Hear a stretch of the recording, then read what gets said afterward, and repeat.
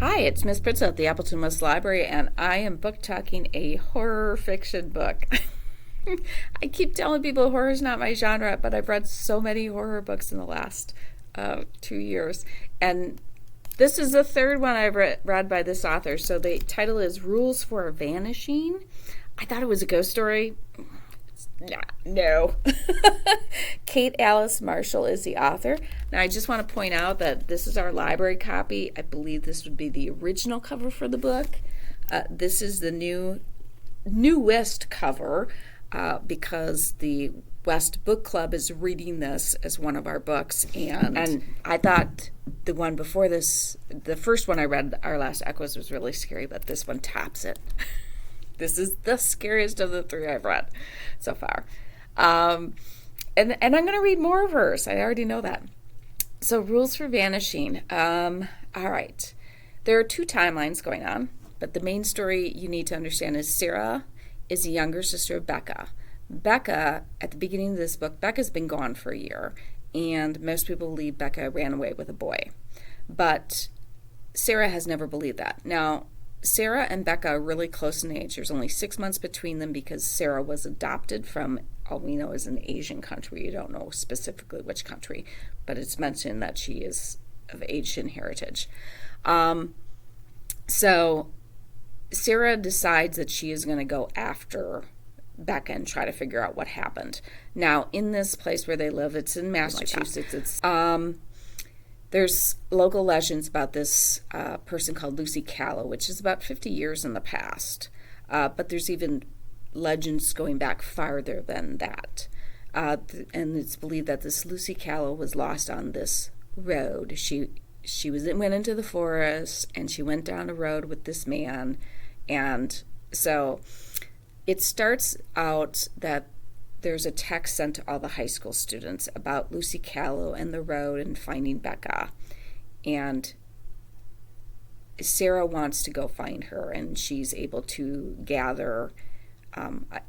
I know it's an odd number, and I'm trying to remember if it's 7 or it's 9. There's a lot of characters in here, but then not all of them make it. So it's one of the reasons why you need a lot of characters. There's also two storylines going on, or I should say two timelines going on, because we have this group of people as they're going down the road, because the first thing they encounter is the dark, and you have to be 2 by 2 by 2. So they have an odd number, so there's a threesome, which they're already breaking the rules there. And then there's 7 gates, and each gate has, I know there's a liar's gate, and there's a gate of many doors, and there's a sailor's gate, and all these things, and they're all horrific in their own way for everybody.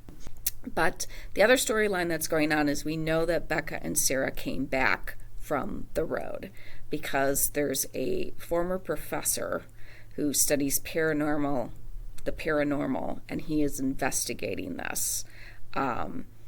More so, the police are not investigating this, and you'll find out some reasons why the police don't really get into this investigation about why did all these teens disappear and never come back they all disappeared on the same night and never came back. So I will give away that Sarah does find Becca on the road, but then once again they got to get out. So, like I said, each part of the road has its own trials and things, and there's people that they meet along the road, and it's like I said, I cannot believe this has not been made into a movie yet, because I felt like there was so much imagination that went into this and all the different horrors that these people encounter. Because it's just, like I said, I'm enjoying this book. There's a lot of intricacy to this, and I like the fact that at the end I'm like, oh my goodness, I didn't realize, all these things come out from the parapsychologist who is studying this and trying to figure out what went on. He's able to draw things out from Sarah and Becca and some of the other people and figure out what's really happening. And there's just a lot of other connections. Like I said, I'm excited to read her first book, because I read Our Last Echoes, and then I read These Fleeting Shadows, and then I read this one, and then I was like, okay, what else does she have out? And she has one called I Survived, which is also, it's considered a wilderness survival / horror book. So it's going to be one of the next ones on my list. I know that. So I hope, even if you're like me and you say horror's not your genre, you never know. Maybe you should try it. But I will help you find whatever book you like to read, because it is my job to keep everybody reading. And I do believe there's a book out there for everyone. So come on into the library and let me help you find something that you want to read. Have a fantastic day.